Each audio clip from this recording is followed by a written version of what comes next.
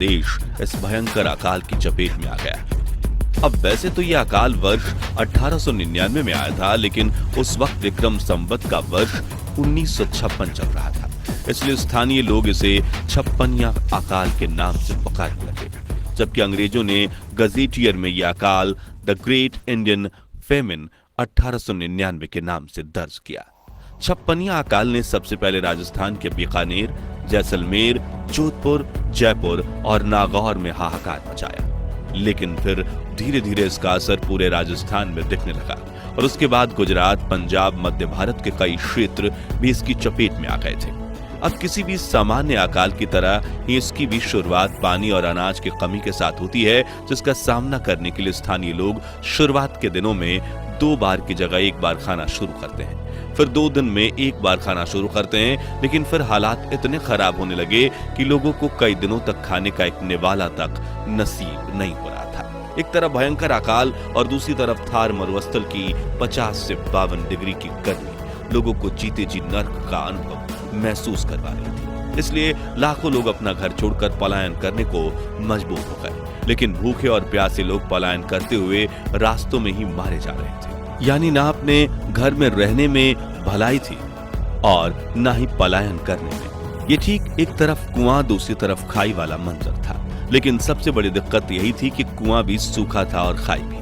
पेट भरने के लिए राजस्थान के लोगों ने रोटी और सब्जी के बजाय राबड़ी पीकर दिन काटना शुरू किया, लेकिन धीरे धीरे दूध और राबड़ी भी खत्म होने लगी, क्योंकि किसानों के पास अपनी गायों को खिलाने के लिए चारा तक नहीं था।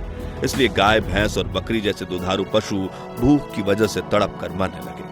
अपने प्यारे पशुओं को मरता देख लोग काफी तड़प रहे थे, लेकिन कुछ कर नहीं पा रहे थे। ऐसे ही कुछ हाल प्रदेश के बाकी पशु पक्षियों का भी था। धीरे धीरे करके जानवरों की संख्या भी तेजी से कम होने लगी।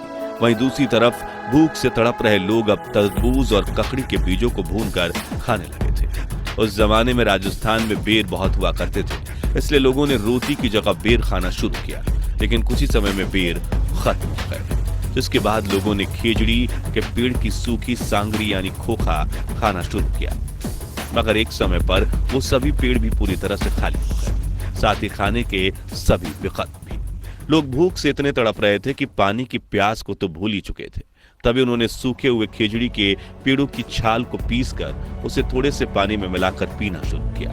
यहाँ तक कि बच्चे खेत के आसपास लगी सूखी कांटेदार घास को अपने मासूम हाथों से उठाकर नंगे पांव चलते हुए अपनी मां के पास ले जाते थे। फिर परिवार वाले कांटों के एकदम बीच में जो बाजरे के दाने छुपे रहते हैं, उन्हें बड़े धीरज से बीन कर इकट्ठा करते और फिर उनको उबाल कर खाते। इस भुखमरी ने शाकाहारी लोगों तक को सांप और नेवला पकड़कर खाने के लिए मजबूर कर दिया था। यहाँ तक कि कुछ मनुष्य तो नरभक्षी हो गए थे, यानी जब उन्हें भूख प्यास से मरा हुआ कोई व्यक्ति दिखता तो वो उसके शरीर से मांस निकालकर खाने लगते। जिंदा रहने की जिद में उन्होंने वो सब कुछ किया जो करना संभव हो सकता था, लेकिन भूख ने लोगों के शरीर को चूसना शुरू कर दिया। रात दिन भूखा रहने की वजह से उनके शरीर का मांस गायब हो चुका था। भूख ने उनका खून तक चूस लिया था। उनके शरीर की हड्डियां भी दिखने लगी थीं। लोगों का शरीर ऐसा हो चुका था मानो कोई हड्डियों का कंकाल हो, और कमजोरी इतनी कि किसी सहारे के बिना खड़ा होना भी मुश्किल हो चुका था। बच्चों के शरीर का विकास रुक गया था, जवान लोगों का शरीर सिकुड़ने लगा था, और बुजुर्गों के हालात इतने बुरे थे कि वे अपनी खटिया से खड़े तक नहीं हो पाते थे। कई लोगों ने अपने आंगन में लाठियां गाड़ रखी थी ताकि उनके सहारे उठा बैठा जा सके। आज धन दौलत की लोभ लालच इतनी बढ़ चुकी है कि अपने अपनों के दुश्मन हो गए हैं, लेकिन ये जानकर आप आश्चर्य में पड़ जाएंगे कि उस वक्त धन दौलत का मूल्य ना के बराबर था। हजारों लोगों के पास सोने चांदी के सिक्के हुआ करते थे, लेकिन जब उनके घर चोरी होती थी तो इन मूल्यवान धातुओं की नहीं बल्कि उन मुट्ठी भर अनाज के दानों के जितने दाने आजकल लोग खाते हुए अपनी प्लेट के बाहर गिरा देते हैं। यहाँ तक कि चूल्हे पर चढ़ा हुआ अनाज का घड़ा भी चोरी हो जाता था, और चोरों को अपनी इस करतूत पर गर्व नहीं बल्कि शर्म आती थी, क्योंकि उस वक्त वो 2 दाने खाकर अपनी जान बचा लेते थे, लेकिन वो जिनका खाना चुराते थे उन बेचारों की भूख के मारे तड़पते हुए जान चली जाती थी। उस वक्त राजस्थान और गुजरात में छप्पनिया अकाल ने भयंकर त्राहिमाम मचाया था, जो देख वहां की स्थानीय रियासतों के कई राजाओं ने प्रजा के लिए अपने अन्न भंडार खोल दिए थे। जिनमें खरवा रियासत के राजा राव गोपाल सिंह खरवा, बीकानेर के महाराजा गंगा सिंह जी राठौर और मेवाड़ के महाराणा फतेह सिंह जी जैसे कई महान राजाओं का नाम शामिल है। इन राजाओं ने अपनी जनता को बचाने के लिए जगह जगह लंगर लगवाए और भूख से तड़प रहे लोगों में खिचड़ी और उबलते हुए चने बंटवाए। और जब पैसा खत्म होने लगा तो उन्होंने अपने इलाके के कई गांव तक गिरवी रख दिए, लेकिन छप्पनिया अकाल का तांडव रोके नहीं रुक रहा था।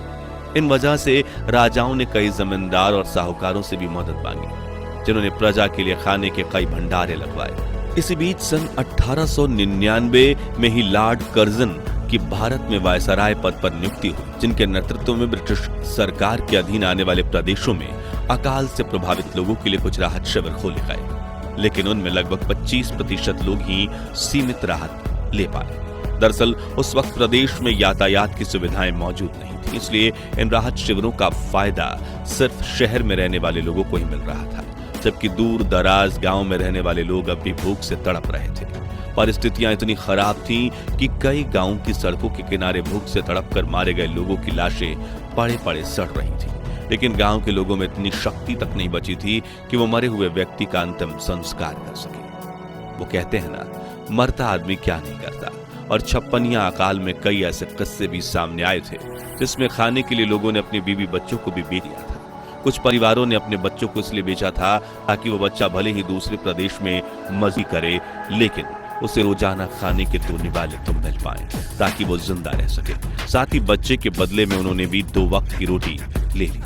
उसी वक्त का एक दर्द भर किस्सा ये भी है कि असहनीय भूख से तड़पते हुए एक किसान ने खींजड़ी की सांगड़ी के बदले अपने धन यानी कि पत्नी को बेच दिया था। पर जब अगले साल जेठ महीने में वर्षा ऋतु की दस्तक हुई और बल गरजने लगे तो उसने अपना सिर पकड़कर अपने किए पर पछतावा करते हुए कहा था, बादल अमड़ घुमड़ कर भले ही खूब गरजते रहे, लेकिन भूख को जो नुकसान पहुंचा था उसने पहुंचा दिया है। दोस्तों, जिस मंजर के बारे में सुनकर ही हमारी रूह कांप जाती है